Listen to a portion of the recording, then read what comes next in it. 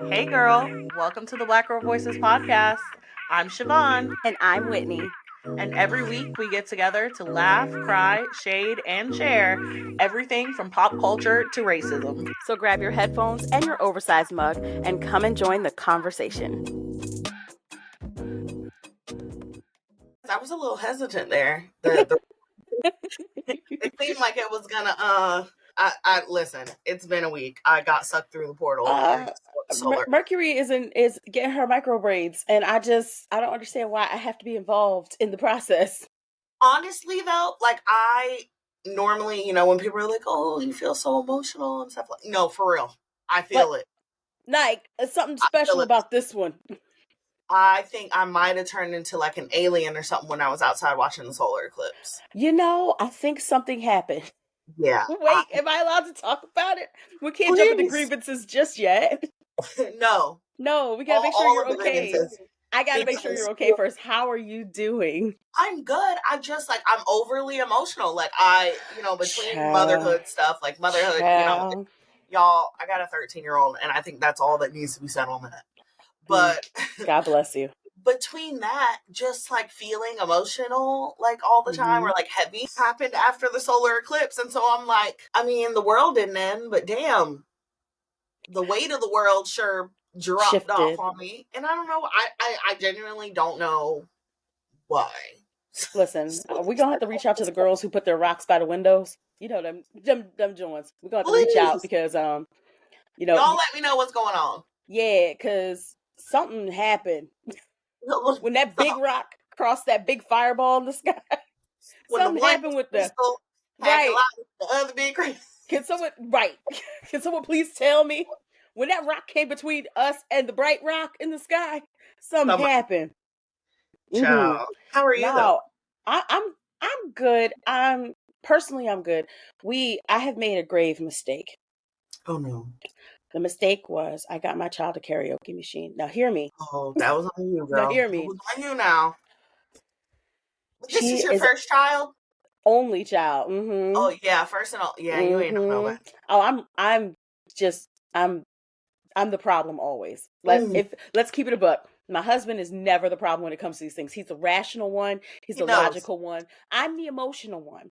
And I saw she asked after she went over to her little cousin's house and they were playing and stuff like that. And she stayed up in her room even when the little cousins came downstairs to play. She stayed up there and I was like, "What's going on?" And they were like, "Oh, she's playing with the karaoke machine." She stayed up there for an hour just singing to herself in the microphone. And I said, "Oh, sweet child." And then that was like weeks ago, and ever since she's been talking about having a karaoke machine over to her house. So I said, let me go on my little Amazon. I hate supporting Jeff. But see, the thing you had to think about is she played with it for an hour at her cousin's house. She ain't gonna do that at her house. She's gonna play with it not by herself. Don't say that. She's gonna play with it. No. But you gotta be involved. Like her cousin's house, she magically play by herself. But when do you not know about this household that everybody in this house sings? Now it may not be good, but it's about to be karaoke night every night in this house. All night at that. All night. Y'all, the way but it's portable too. And it travels. She's got this feeling inside my bones. It turns electric, baby, I don't want to hear that troll song ever again. Did I lose you again? I see you. Can you hear me now? Yes, I can. Okay. Bobby. Bobby. Bobby. So right here. 5, 4, 3, 2, 1. Yeah, the way I don't want to hear one song off the Troll soundtrack ever again. Oh no, not the Troll soundtrack. We haven't even gotten to Trolls. We haven't even watched movies yet. I think she'll like Trolls. It's full of music. Like Trolls band together, the newest one. It's full of music, like the NSYNC, the Backstreet Boys. They have some Motown in it. Like it so was cute. Really not an ad, guys. Not an ad. Right. It was really good. We forgot we were podcasting. We were having a full conversation, child. Right. See, this is what happens when you're friends for real. You just start talking. Yeah. Sorry, everybody. We need a manager. Okay? We need a manager. Sorry, guys. I'm grieved. I'm grieved. Let's get to the grievances because y'all know this is my favorite part. I'm going to start with the lightest of the stories. Okay. Let's go. To everybody who was on Facebook, because Facebook was in shambles apparently on Eclipse Day. I hope that y'all are all right, because I was very concerned about the mental state and well-being of some of y'all. Y'all know Facebook is like the auntie headquarters. But it isn't just the aunties, because over on TikTok there was a young lady. This woman was sobbing in a closet. Did you see her? No, because I almost called you a name. Woman, listen, sobbing in a closet and speaking in tongues. It's got like 1 million views now. Okay, so that's what everybody was referencing. I kept seeing people saying the lady speaking in tongues or whatever. Yeah. I didn't know what they were talking about. I thought it was just like a no girl or something. No girl, a young woman at that. A young woman. This girl was losing her mind. She was talking about Dallas. It's about to be a massacre. All these people getting ready to die. I was like, because of a solar eclipse? First of all, what do you know, and why aren't you calling a law enforcement? Okay, but that would be my first concern. Like, if you know that there's that much danger, and you for real know it, why wouldn't you call law enforcement? I mean, we don't call law enforcement to begin with, but you get what I'm saying. If you know that there's about to be a massacre. But all that aside, right? For the people, like, the end of the world, like, this exhausts me so much. These people exhaust me, and partially because sometimes my mom will be one of them. But sorry, Mom, you had my mom too. No, because that was my next grievance. My mama. Did you see what they say on Facebook? First of all, somebody's got to tell us who they is. Who's they? We've been hearing they all our life. No. Because they did that to us. Because when we would say they'd be like, who's they? Yep. Reverse Uno card. Who's they, Mom? Yes. They'd be like, you know what they said about so-and-so? You know what they said about so? No, who is that? Who are these they experts? Because they're always experts on, like, medicine or science or astronomy. Let me tell you something. Is the they? Let me tell you something. Carla Diane Ellis, my grandmother, rest her soul, she taught me at a very early age, and I think this is why I went into journalism, and this is why I do what I do. She taught me at a very young age, consider the source. But you got to know the source. Hey, somebody. Hey. Oh, somebody's going to get free here today. Hey, somebody. You got to know the source to consider it. So I would like to ask God's people and all the other people around, who is the source of, who's this they? Who is this they? And did you consider this source? Oh, no. They don't know. That's the problem. That is the problem. That is, and yes. But to add on to your eclipse. Mm-hmm. No, this is a shared grievance. We're sharing. Okay. It is a shared grievance because here is my thing with the world's ending people. Mm-hmm. The world's ending people. What the fuck do y'all think we're gonna do? It just pisses me off. Even when the rapture, y'all be like, we gotta prepare. Prepare for what? You're prepare for what? Give me up, Scotty. What are we preparing for? What are we preparing for? What are you preparing for? Aside from, like, okay, if you think the world's ending, making your wrongs right, or praying, or whatever, like repenting or whatever, why are you getting water?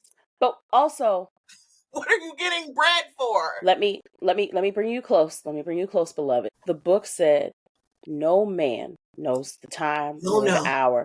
You can't look up at the sky or the stars if even Jesus himself does not know. You think but the y'all astrologer... know. They know, though. Jesus himself don't know, but they do. And he said he didn't know.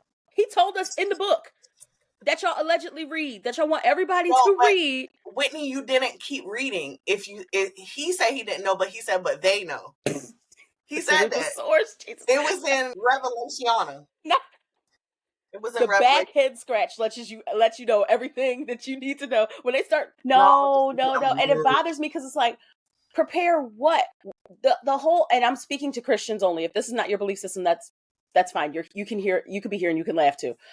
Our belief system is to live a life prepared. Mm-hmm. Like we're supposed to live a life prepared, not just for fire insurance. We're supposed to live a life prepared in service of God's people. And if God's people is every person that he's created in his image, but you've been living like shit. Sorry, this is why I won't get a church, you see, because I cuss. No, because I believe that God understands our individual personal relationship. Sorry, Father. Yeah, but this is something I'm working on. And this is another thing. Hold on. You pulled up another grievance. What is sin to you? It's not going to always be sin for other people. So there was a lady. Jesus. There was a lady. I'm trying to remember. Wait. Aside from the basics, because I know y'all are coming in here like murder is murder, and No. okay, Yeah, come on. I just had to get that little disclaimer Thank you. the Thank obtuse you. folks who hear Thank one you. thing. Because they were getting ready to come in, and I was getting ready to shut the door. Because here's the thing: we all know that murder is wrong, and if you don't know murder is wrong, you know you're not supposed murder to is wrong. Like, we know that. We're talking about individualistic sin that people try to make out to be group sin. So yeah, people, you're absolutely right when you said the individual relationship that you have with God. There's going to be things that you and God are working on that you and your neighbor aren't. Your neighbor's not working on that same thing. That's right. not. And what is sin to you is to ignore what is going on with you and God. But that's a little Bible verse for another time. Some people think, because just to even like bring like back your point, right? Because some people think like not going to church is sinful. That's not sin, y'all. I mean, it could be sin to you. Right. If you and God are working on that and you're ignoring that, that's sin to you. That's not sin to everybody. I don't even necessarily even say sin. I'll say that's your personal conviction. Amen. There you go. That's the word. Conviction. You need to know the difference between sins and conviction. And conviction is personal. Yep. Hello. Come on, somebody. Sin is law, right? Sin is what it is. Conviction is personal. Hello. And y'all want to apply your convictions to somebody else. And it's not everybody else. Your conviction that's not their conviction. Hello? Right? Like, you might have a adulterous spirit. Okay? That's on you. You might be a little thief. You might be a little thief. I'm sorry. Also sins, but y'all know what I'm talking about. I'm sorry. Okay? I'm being stupid. Because child, let me know. Anyway, back to the rocks in the sky, the rocks by the window. I got another grievance after you're done. I promise you I love my mother, and she's the most kind-hearted person. This is the same woman who, on December 31st, 1999, dragged me and my sisters to church because she thought that the world could be ending. And I'm like, Mom, if Jesus is coming back, the likelihood is we will not be in church when he does. That's the likelihood. And I knew that at my 13-year-old, 14-year-old mind. I know, but it was the most boring service too. I'm sitting there just like, come on, I could be asleep. Like, I didn't like to stay up late for New Year's Eve anyway because I was young. I was like a kid, so I was like exhausted. Stay up, like we want to do something fun. I wasn't old enough to want to do anything fun. I'm still not old enough to. Child, no, that's real. I'll be in the bed. I stay up just long enough to see the ball drop, and then I'm like, oh, okay, good night. Yeah, now because we have the little one, we watch the ball drop in other countries, and that's our celebration. Oh, I know. She doesn't like all the noise, but yeah. Conspiracy theories then. Hey. Let's talk about why we didn't do that growing up. Because, you're celebrating something that hasn't happened yet, a time that hasn't happened yet. You're counting your chickens before they hatch. It's presumptuous that you're going to get the chance to live to see a new year. And I was just like, oh, okay. That don't sound like people of faith now, does it? Because the way my book is written, you can, if you really do believe that this God is as big and as powerful as he's and love. This is the thing that got me, because it wasn't the fire insurance. Because the time that we'll talk about this on Patreon, the time that I joined church, I wasn't joining to escape a hell. I was already in a hell. You were already in hell.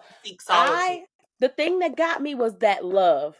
You mean to tell me in all of this mess, in all of this chaos, at rock bottom, I found the rock of my salvation? I will preach, but I'm not preaching today. The point is, I have to do a Patreon episode. We have to do a Patreon episode. Yeah. Because that was the thing that got me. It wasn't, like I said, it wasn't fire insurance. It was love. It was love. It was all that unconditional, unadulterated, just big oceans, galaxies wide love that really got me in. Which is why I talk the way I talk and why I act the way I act. Because it's all based in love. It is. It's all based in love. It's like, how can you not love your neighbor when you're so immensely loved. Like, how can you not love yourself when he said that I made you in my image, and I count the hairs on your head, and that I know the tears that fall out of your eyes. Like, I am concerned about you and your well-being. I know the heartbeats that I've given you. I know, and I'm right here. Like, how can you not fight for justice for God's people when how can you not? Y'all be worshiping a different Jesus. That's all I'm saying. Oh, them folks. Y'all Jesus they don't different. Remember, he said in his book, there's going to be in the book. Y'all's we and tear. He's not y'all. Sorry, this wasn't supposed to be that kind of episode. Listen, y'all's isn't name's Jesus. Y'all is named Chad.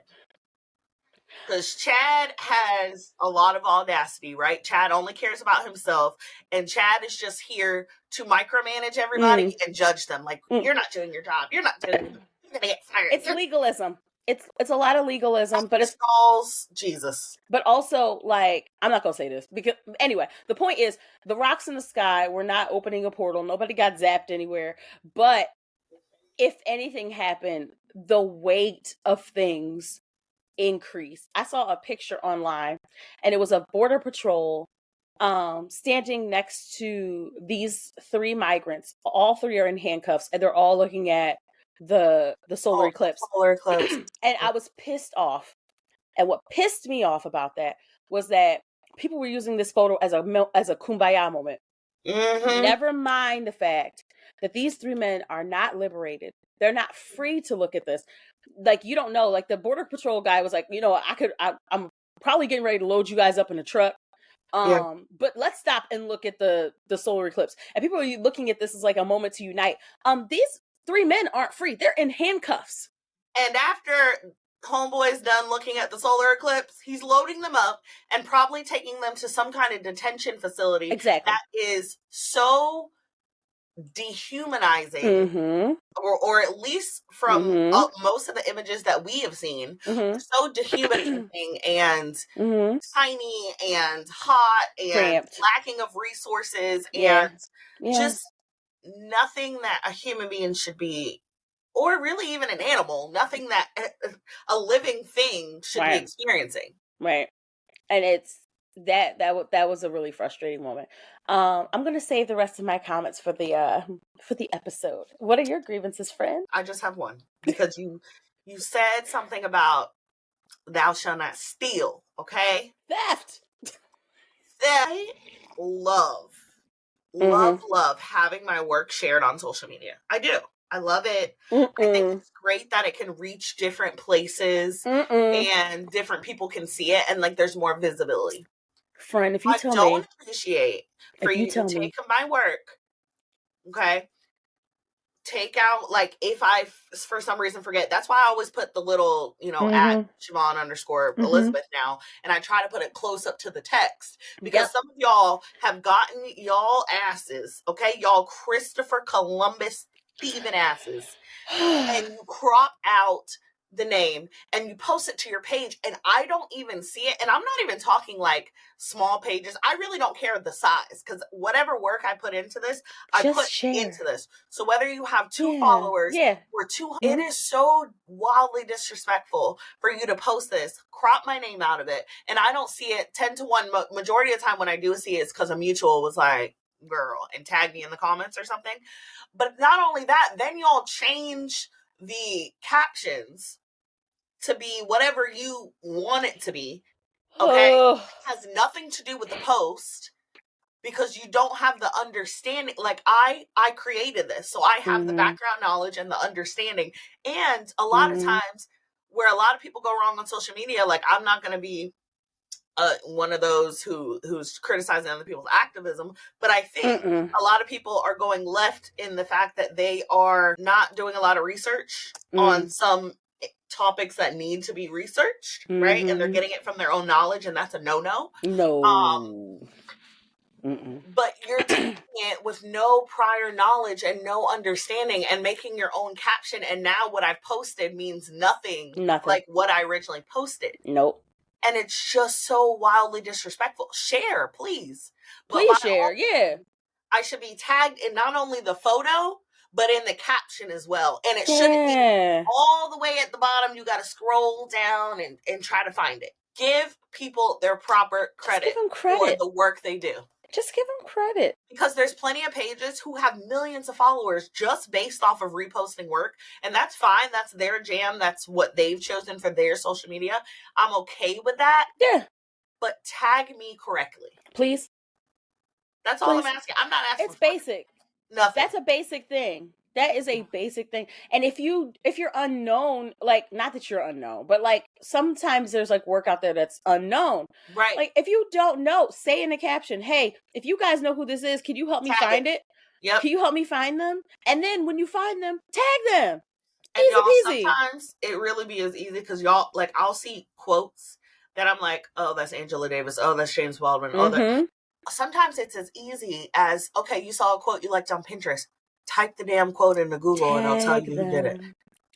Very rarely do we find like a bunch of unknown quotes. There are some out there that exist, but like, why can't we just take 5 extra minutes to do the extra step? It doesn't take long. It really doesn't take long. Just go ahead and do it. And it is a complete disregard of like the time it took for you to create your work, the thought behind it, because you're very thoughtful about your work and your words. You don't no, but seriously, like I mean it as a compliment, but I also mean it as a fact. Like you don't just regurgitate words on the internet. Like I'm terrified of doing that. I don't know why more people aren't, but I'm terrified to just throw up something. They don't care, child. Because I take responsibility in one, you're learning, like some people are learning from me. I'm not an educator. You are. Say I'm not an educator. You are an educator. Not here solely to educate you. I always say I hope you find additional resources to what I'm sharing. But I take great pride in making sure what I'm sharing is correct. So there's that. But then also the internet is unhinged. Y'all ain't finna come for me and be like, y'all are girl, weird. this never happened. Y'all are so weird out here. So weird. So strange. And it's like the rules of engagement that you would have face to face don't apply on social media. So like, let's say you and I are having a conversation. Imagine if you and I were having a conversation face to face and somebody just came and butted in between us and started screaming at me about something that I either said or did not say. Can you imagine like how palpably awkward that is? But that's y'all on Twitter and Instagram and Facebook and TikTok. That's y'all. What about such and such? What about so and so? Was I talking to you? Not I was not talking to you. But why do you feel so comfortable? Hello. Chastising. Hello. Questioning my lived experience. Hello. And demanding shit from me. Hello. I want y'all to stop being so damn weird on the internet. Perfect example. Weird. TikTok. Do you follow Fanita on TikTok? No. Okay, well, Fanita on TikTok, she talks a lot about body positivity and she talks a lot about like existing in a fat body. Okay. Right? And, just respecting fat people, right? Mm-hmm. And it's weird because I used to tiptoe around saying the word fat. Mm-hmm. Why? Because my internalized fat phobia told me that the word fat was bad, right? So like I've learned so much stuff from her. But anyway, she's gotten gastric bypass. And she's gotten a lot smaller now. Mm-hmm. And some of the comments that she receives are like, oh my God, you're so beautiful. And I love her because she's like, bitch, I've been beautiful. Hello? Bitch, my face never changed. Yeah, my beauty never changed. Weight, yeah. Like your fat phobia showing. And anyway, so that's Fanita. And then do you know who drew I love her. I love Drew. I love her. Mm-hmm. So sorry if I mispronounced that. Sorry, Drew. She's indigenous, so I want to make sure I get that right. Mm-hmm. But anyway, so you already know what she does. If y'all don't know, she is a man eater when it comes to misogyny. Listen, and I bow at her feet. Do you hear me? That lady, love her. Oh, eats people alive. Every time I'm like, oh, she's coming for you. Yum, yum, yum. Like Pac-Man. I mentioned those two, right? Because they talk about some of the same things. Okay. Mm-hmm. So they are mutuals with, and this is what I want y'all to understand on the internet. Mutuals does not mean we're best friends. We're not best friends. Mutuals does not even mean we're friends. Like, it means we follow each other. That's it. We're also friends. Yeah. So if I say, oh, my mutual on the internet, it just means it's like your peers, your coworkers. Like, y'all are in coworkers. The same Think of it that way. Yes. So their mutual put out something about saying something like, oh, y'all shouldn't be bashing clothing brands for not being inclusive. Instead, you should be using it as motivation. Oh, no. XYZ basically, exists in smaller sizes, and brands are allowed to not want certain people wearing their clothes. All of that, right? That bullshit. So Fanita had interacted with him before in the past, and so had Drew. So instantly after he makes this video, they're flooding her comment, both of their comment, like, what do you think about this? What do you think about this? What do you think about that? And I love it because they both put out a video that said, bitch, y'all are allowed to make your own fucking opinions. You are. Something that happened less than 24 hours and y'all are saying XYZ. And I love Fanita's video, especially because she said, I've been speaking on this for years. You already know what I think about it. Right. Just because that is my mutual does not mean that has changed. Right. Stop looking to us. And then Drew said it perfectly. She said, stop looking to women of color. Hello. To tell you what they think on every situation. Hello. That is exhausting to them. It's unfair. Hello. The expectations of women of color that you don't have for white women. Hello. And Fanita was like, stop making me answer to white people's crimes. Hello. He's a white man. Stop making me answer to white people's crimes because you're asking me to basically explain this white man's bad behavior. I'm not doing that. And I was like, snaps. And it was so reminiscent of what we deal with on the internet because I get so many times, I can't tell y'all how many times a week, somebody will drop an article of something that happened in my DMs and be like, have you seen this? What do you think about this? Why do I have to tell you? My page has talked about mental health, struggles of motherhood, and all human rights issues for a very long time. How about you scroll through my page and it'll tell you what I think about. What I think about a black man being killed by the police. I don't want to talk about it. I don't want to talk about it. Golly. And it's just like, I want folks to realize what they're doing because a lot of them don't mean it in a bad way. They don't mean it. A lot of times, they're doing it because, a lot of times, I'm not going to say all the time, a lot of times they're doing it because it's something about you that they respect. Yeah. And they're trying to have further a conversation with you, but also you're a safe place for them. Yeah. They've identified you as a safe place. So it's not always you get to be a safe place for me. Yes, that. I'm not going to challenge that because that's 100% true. That. Right. But also, what folks don't realize that they're doing is it's a pile-on because it's not, they don't realize that they're not the only person who is either sending us that or sending us other atrocities. Right. And at some point, y'all need to identify that we are human beings too. Sometimes y'all don't even come and say hello. Sometimes God, good evening, how are you? It just be like, hey, you heard about Rodney King back in the 90s, what you think about it? Well, damn. Like, there was a man that was just killed the other day. A black man that was killed the other day. Something like 96 shots by plainclothes officers. He had from the accounts I'm hearing, he had no idea what was even happening. He was surrounded by cars. A bunch of people jump out of cars with weapons drawn. You don't know if they're officers or not. He goes to defend himself because he doesn't know who these people are. And his life is instantly taken away in a barrage. It's horrible. It's horrible. And they were off duty? No, plainclothes officers. That's what I meant. Plainclothes. So if you roll up on me, y'all, in my home. I don't know who you are. My home, for example. And you start screaming at me. I have no clue who you are. And you're in plainclothes. I may or may not pull out a pew-pew. I don't know who you are. Like, I don't know what is even happening. Like, what did y'all think was going to happen? Like, let's process this. Let's talk about this. A bunch of people roll up on a black man's car in plain clothes and jump out and start pointing guns at this person. I think you're robbing me.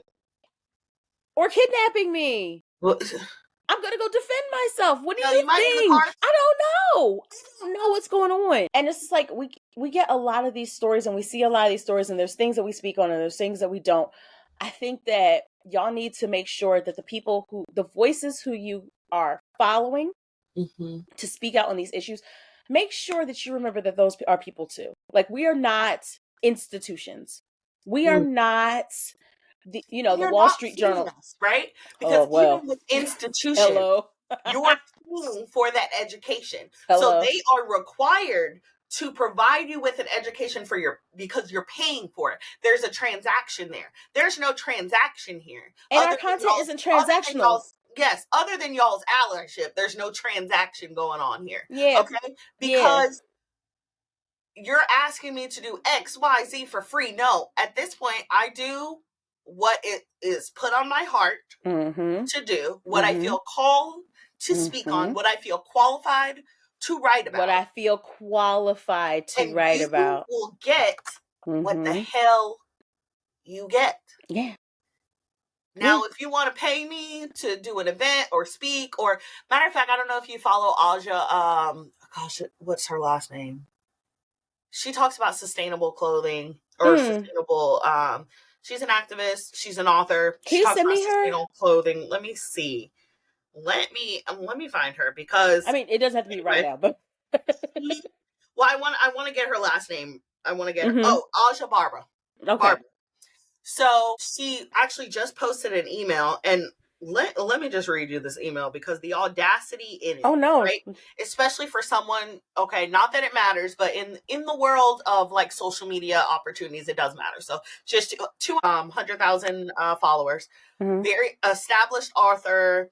I think she has her own clothing line. I'm not sure, so don't quote me on that. But she talks about resisting capitalism, sustainable clothing, all of those things. Love following. So the email goes, "Hello, I'm looking for a speaker to come help us celebrate Earth Day at," and then redacted. "I lead our sustainability employee resource group and would love to have a guest speaker come and educate our employees on the amazing work that Aja does. We have a largely remote population, and our headquarters are located in blank. We are looking for a virtual 30-minute speaker who could educate and field questions. To be flexible, we're open to booking between April 8th through the 19th.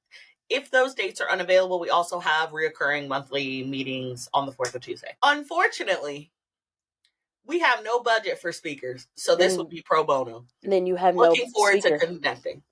Then you have no speaker. What the hell? So what, girl? You want me to carve out 30 minutes of my day? And she read them for filth in her response in the questions. But you want me to carve out 30 minutes of my day? Y'all think that's 30 minutes? That is hours of planning. Hours. You want her to facilitate questions? That is hours of curating questions. The fucking audacity has been on sale for a few years now. It has been on sale for a few years, because those are the insulting messages, emails, comments, things like that we are met with on the regular. If you value us, appreciate what we're giving for free, or compensate us somehow with money. Because you telling us we will post you on our social media. That does not pay my bills. That does not buy these diapers. That does not pay for school. What are you going to do? Right. What are you going to do? Unless you're like, I don't even know, but who could possibly on your 50,000 followers? Because a majority of the time too, that's what they don't understand. You're saying we'll post you on our page that has 50 to 100,000 followers, but these are just, for the most part, the people following them are just regular everyday people who are there to learn. Yeah. So how are they helping me network? That doesn't help me network. Are you sending my stuff to publishers and editors and authors? Hello? Oprah, somebody? I don't know. Tyler Perry. Are you what? Yeah, the reciprocating don't be reciprocating. It's not reciprocal. It's like, do this labor for us, and we will clap our hands. Like, girl. We're about to create a new word. I'm about to start calling it slaver. Y'all want me to do slave labor? No. No. You're gonna make so many people mad. I have a topic that I would like to talk about. It is what it is. You are so funny. I have a topic I would like to talk about in the final minutes of our time together. Yes. I am so excited that y'all are so excited about women's basketball. I cannot contain my elation. I am so excited. I remember people acting like being a woman's basketball player was crap. When Brittany Griner was essentially taken hostage in Russia, people acted like women's basketball was like stupid and why is she over there playing, not realizing that she has to make the money that your professional players, not your professional players because she's a professional player, but your professional men's players make, that she has to not only play here, that she also has to play in other countries to make ends meet. She has to do literally twice or sometimes 3 times as much labor than the men do, and is a fantastic player. And that's why she was over there to begin with. Everyone tried to act like she was a criminal. And we could talk about criminals, but anyway, I mean, listen, she had an empty vape cartridge, and y'all are talking about criminals, and I'm like, y'all stole everything. But anyway, about criminals in y'all's government that y'all be voting for. Help! Don't get me started. Brett Favre stole. He's not even a government official. Brett Favre stole how much money from the welfare? Nobody ever started talking about it again. They were just like, oh yeah, he did this thing. Oh no, we ain't forget. I'm gonna tweet about it today. In fact, what y'all mean? He did this. What do you mean? Why does he have that? He did this. Like, and y'all are just okay. We're just cool with this. We're just cool that he just took all this money from welfare recipients. Like, y'all are fine with this. Like, because y'all think that because y'all really don't care. Y'all think he's taken from from black people, when in truth, if we look at the numbers, the majority of the people who are on welfare and government assisted programs are white people. And how you know that is because we wouldn't have them if the majority of the people who were on them were people of color. Nope, we wouldn't have them. Sure wouldn't, because the government, these systems have never been set up or designed to aid and propel the success of black people and people of color. So there is no way it would still be around if it was solely benefiting. So y'all acted like women's basketball was not this big thing. And Angel Reese, first of all, I want to send love. So much love. We love you, girl. I know, we love you, girl. And this is an Angel Reese love podcast. Love podcast. Yes, listen. We don't root for everybody black, but we already talked about this. Going out in the world, you cannot root for everybody black. We don't root for everybody black, but we root for mostly black. But Angel specifically, because she was interviewed after that Iowa game, and it was a rough loss. That was a rough loss, and I don't even watch the sports, but being that close to the end of the championship, and this being your last game in your college career, that's an emotional feeling. And any athlete, because I need to put that there, any athlete would feel that way. How many times have we seen male athletes cry or like get emotional? Because you're invested. That's what you want. The Super Bowl. My husband always makes fun of me because at the Super Bowl, I always get emotional for the losing team. Like, I'm like, it's just so sad. It is really sad. Because, like, you think about all those hopes and dreams and stuff like that. How hard you were. They were dreaming about this, like, when they were a child, and they finally get there, and it's just like, it's hard to watch. But, black women are allowed to have feelings. Apparently not. So Angel Reese, who she's talking, but she's emotional throughout, but she's not like devastated on the floor. Mop her up, right?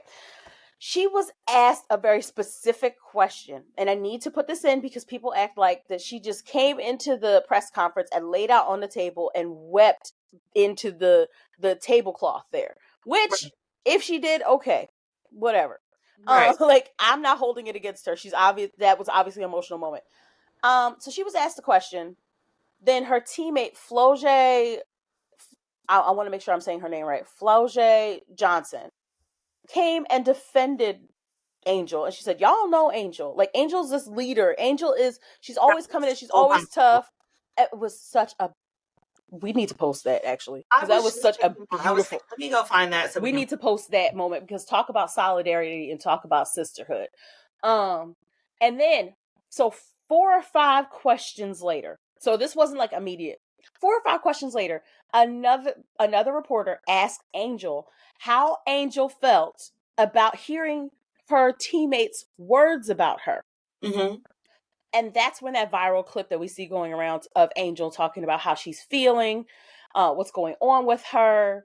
So again, this wasn't out of the blue, but even if it was, who gives a damn?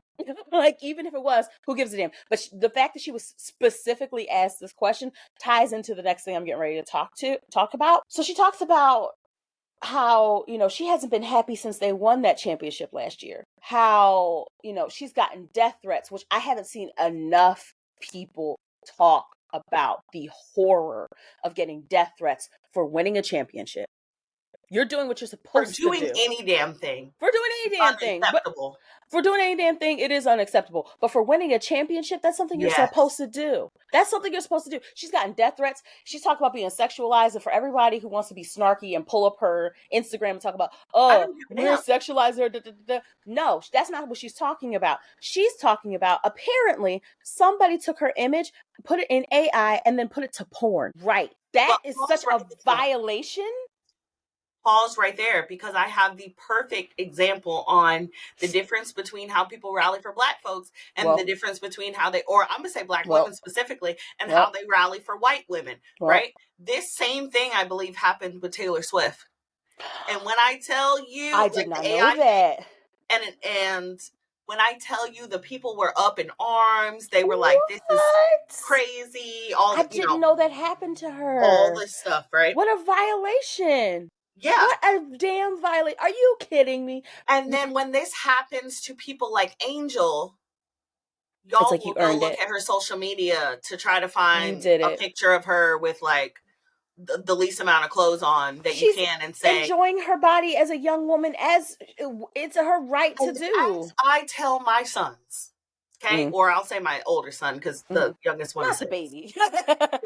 He's 6. Clearly not the baby. Yeah. I don't care if a woman is outside, butt booty ass naked. Not butt booty ass naked. It is her right to be out there.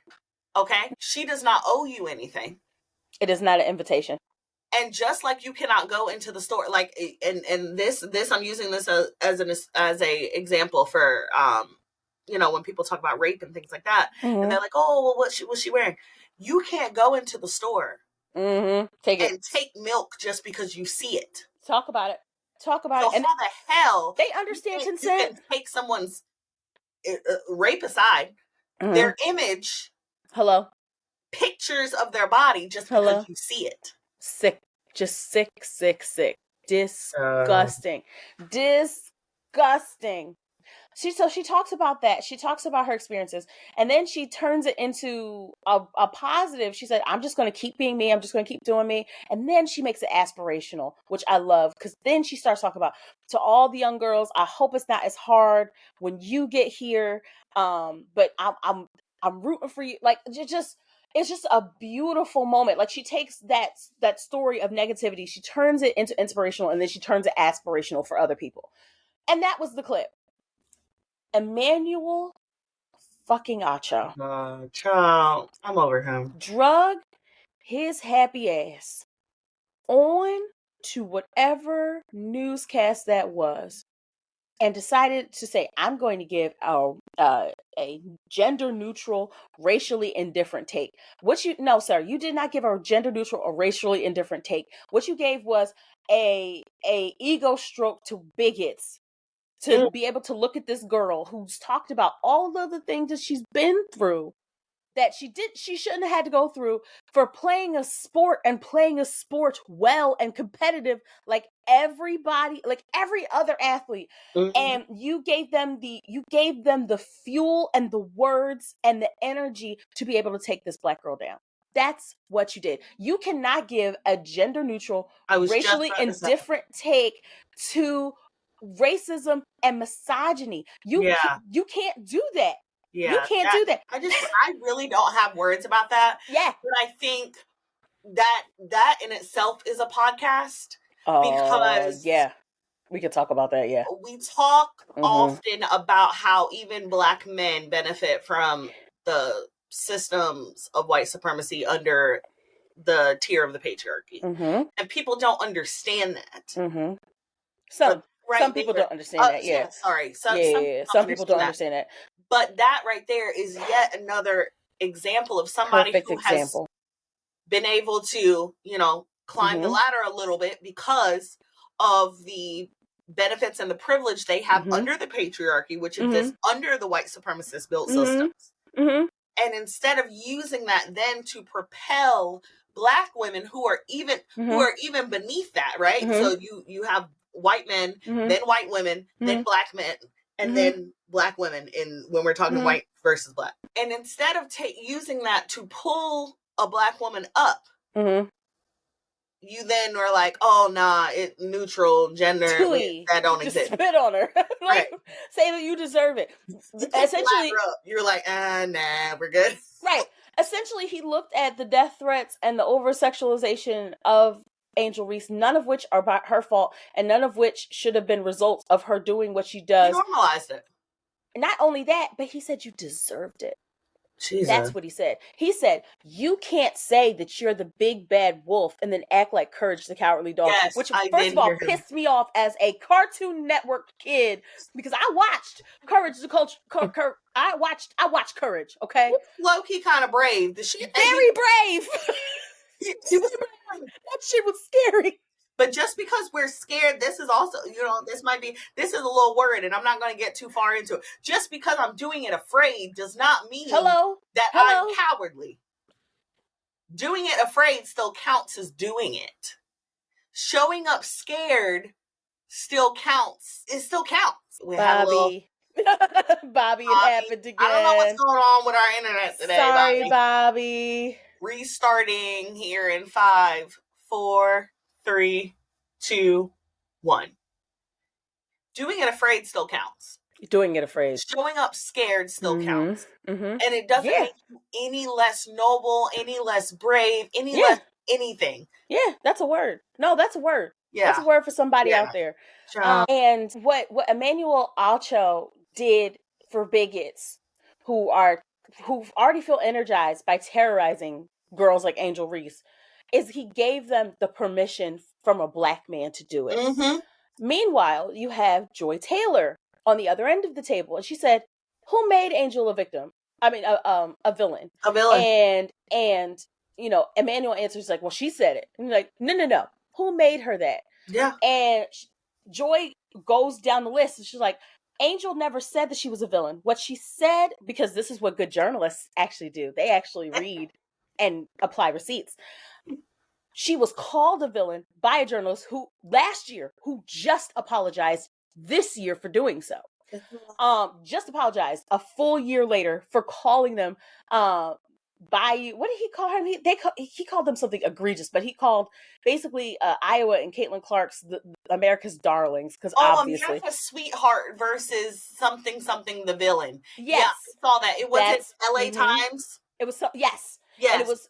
He just apologized for that, like just like maybe a few days ago, and right. Save it. The damage has been done.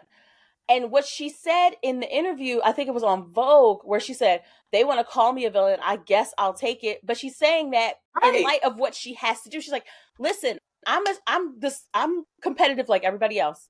I play the sport just like everybody else. I do these things. I play to the best of my ability like everybody else. And if doing that makes me the villain, then so be it." What she said was not that she's a villain. What she says, y'all are calling me that, so be it.